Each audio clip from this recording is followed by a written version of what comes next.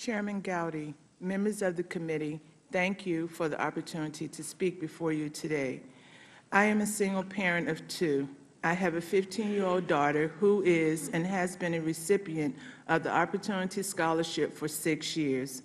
I was educated in the South and experienced racism firsthand. I attended segregated schools until I began high school. I prayed that when I became a mother, my child or children would never have to experience racism on the level I did. As a young girl, I remember waking, in the middle of the night to screaming neighbors because a cross was burning on their lawn.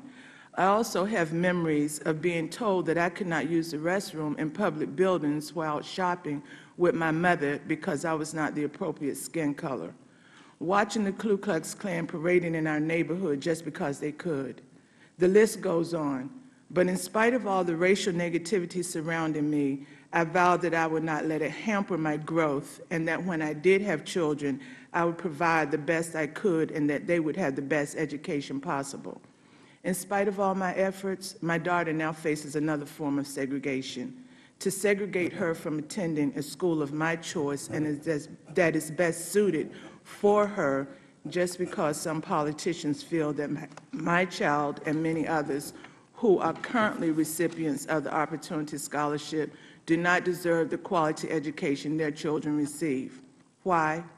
That's a question we parents would all like an answer to. I am disabled and I live on a fixed income. If this program is not reauthorized, it would be impossible for me to pay tuition to the private Christian school my daughter currently attends. The Opportunity Scholarship Program has been the difference to her having to attend schools that are not safe and are still underperforming to her attending a school that meets her needs and where I know she is safe. My daughter attended D.C. public schools through 4th grade. I was not pleased with the overcrowded classrooms, teachers having to share teacher aides, purchase school supplies with their own money, children so unruly the police had to be called because they were a threat to the rest of the student body.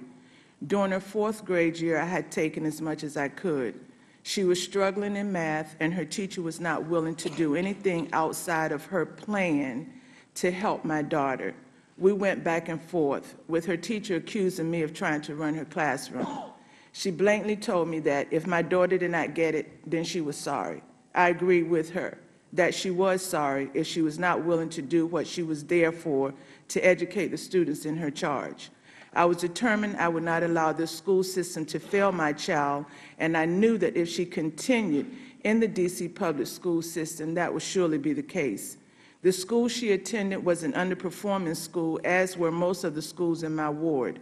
I requested a meeting with the principal, and that meeting was granted. In attendance were her teacher, the principal, and myself. After hearing from her teacher and my principal and myself, he was in agreement with me that her teacher was not doing enough to help my daughter. I learned about tutoring options for low-income families under the No Child Left Behind program. I applied for my daughter, and she was accepted. After an assessment of her tutor, it was discovered that she was intimidated by math. Ms. Johns, her tutor, who is currently a professor at the University of Oklahoma, worked with my daughter through the remainder of the school year. There was a tremendous improvement in her math grades. That was her last year in the D.C. public school system. During that year, I learned about and applied for the Opportunity Scholarship, and Shawnee was accepted. She is now a sophomore in high school, attending the Preparatory School of D.C., an honor roll student, and making plans for college. Not only has the Opportunity Scholarship provided me a choice for my daughter, but also for thousands of other parents. I stand today asking that the Opportunity Scholarship Program be reauthorized and be open to new students as well. My motto is simple: walk good and journey safe. That our children will continue to be afforded the opportunity to have a good walk through their education and all their educational journeys be safe. Thank you.